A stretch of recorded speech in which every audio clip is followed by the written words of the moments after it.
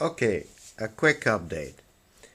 I'm getting ready to reconnect the main switch of the radio, which you see here, to the chassis over there, and I'm going to rewire both connectors to the Okay guys, well, I thought this would be the right moment to give you an overlook of what I've been doing lately, and well, I'll show you the inventory as it stands, and I'll tell you a little bit of background information which I didn't give you while I was working on the chassis of the EverReady N3.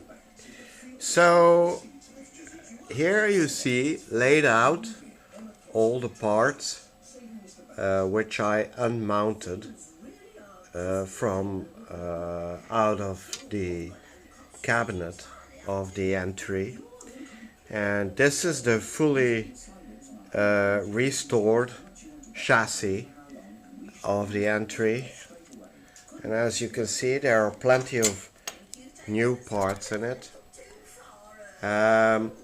Now, one detail that you should keep in mind is that inside the IF cans, in each IF can actually, there are coils, IF coils, and around those coils there are two 100 picofarad capacitors. Now, since this is a very cramped, very small chassis,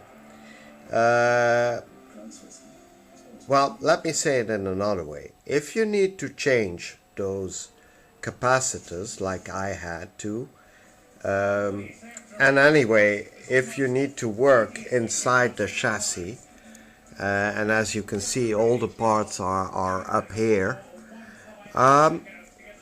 well, you need to unmount a few parts. Now, as you can see here,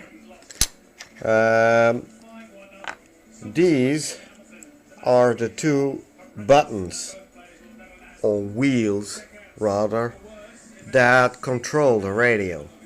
So this wheel is the wheel that goes onto the tuner capacitor like this, and this wheel is in fact the volume knob, and that goes onto the potentiometer which you see here.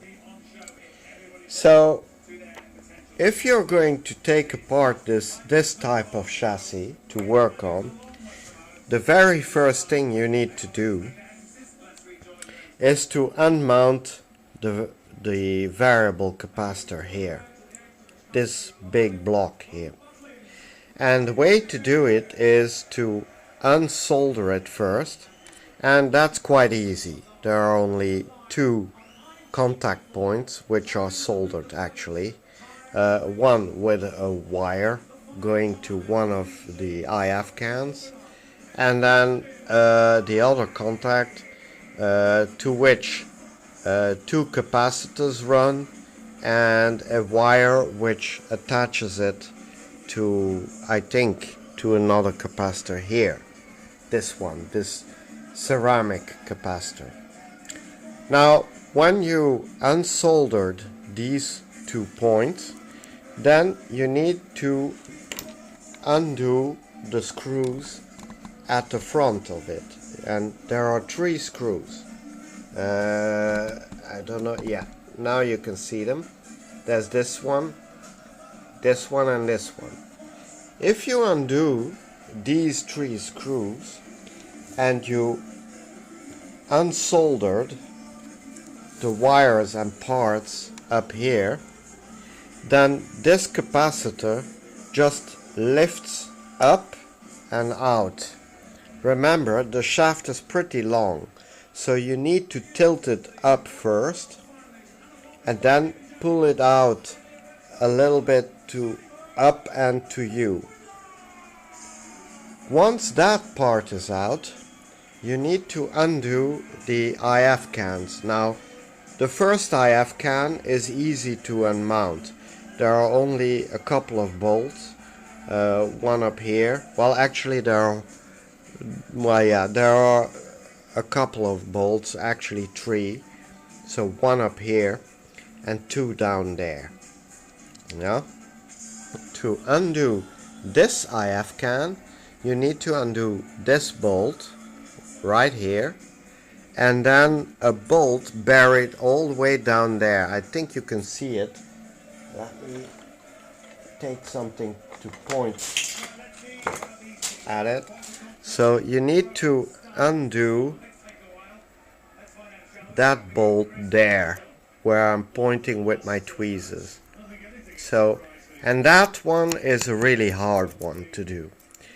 But okay, so when you've got this bolt out and this bolt out, you can just pull out the IF can away from the chassis.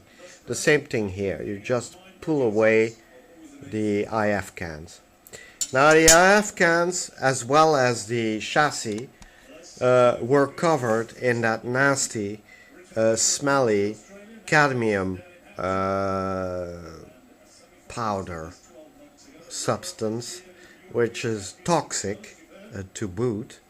So my advice is that when you work on a oxidized chassis like this, you put on some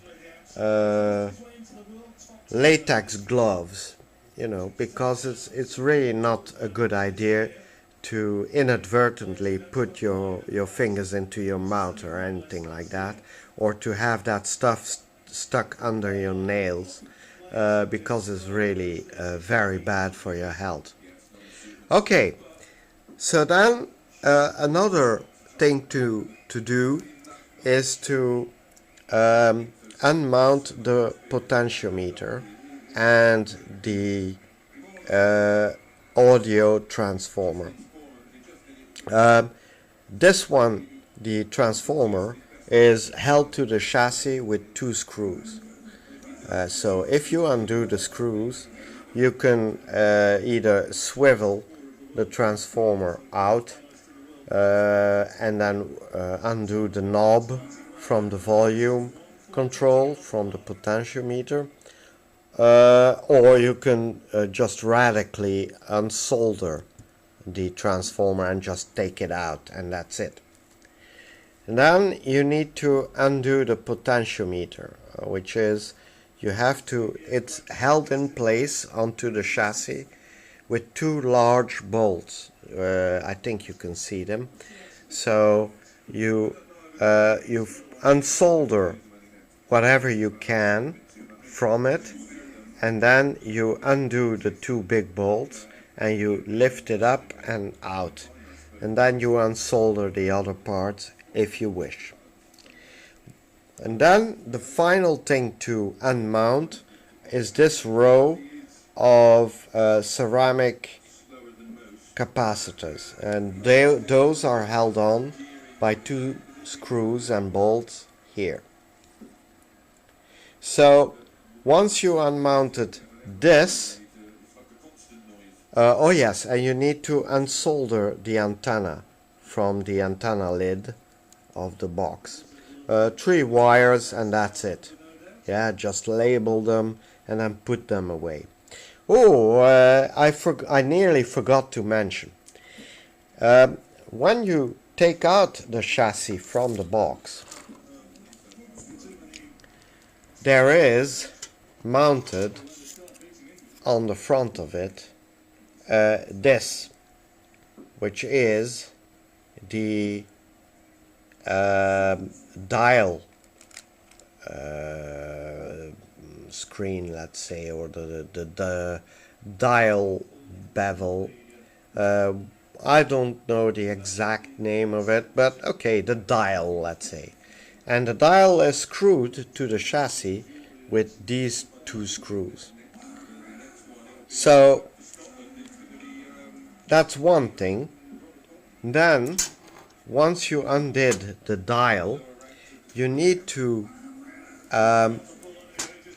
rotate the chassis with the tuner capacitor shaft towards you, and then you need to undo this wheel, this pulley, and the pulley is mounted like this onto the shaft. Now, one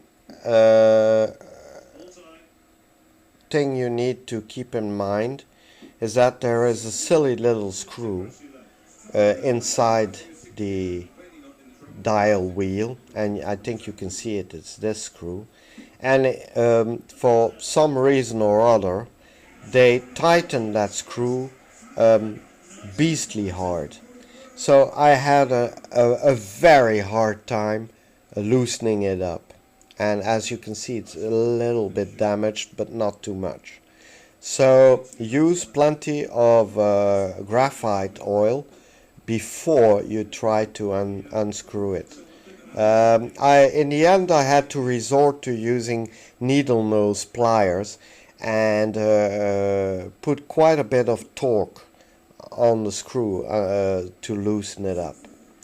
So, and that's why it's a little bit damaged, but nothing catastrophic. And oh, by the way, this pulley was also covered with the same nasty cadmium stuff, which you can find all over the chassis and the IF cans. So once again, when you clean this up, put on a pair of latex gloves, you know, just to protect yourself. Alright, so to resume, if you want to work on the inside of the chassis, you first undo the dial. Then you undo the pulley for the dial. Then you turn over the chassis like this.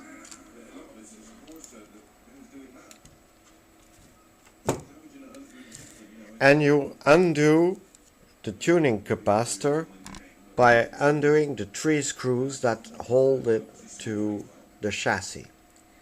You unsolder these 2 points, and then you can just lift it up and away from the chassis.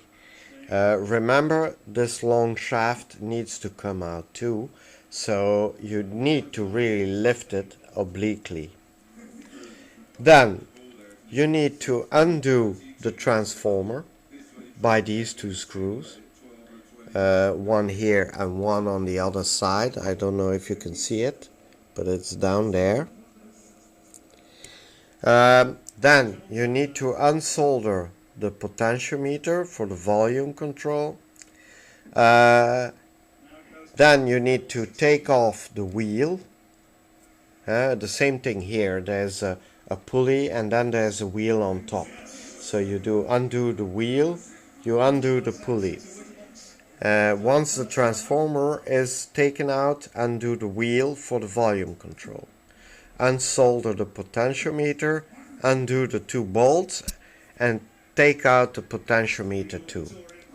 And then finally take these 2 ceramic capacitors out by undoing the 2 screws.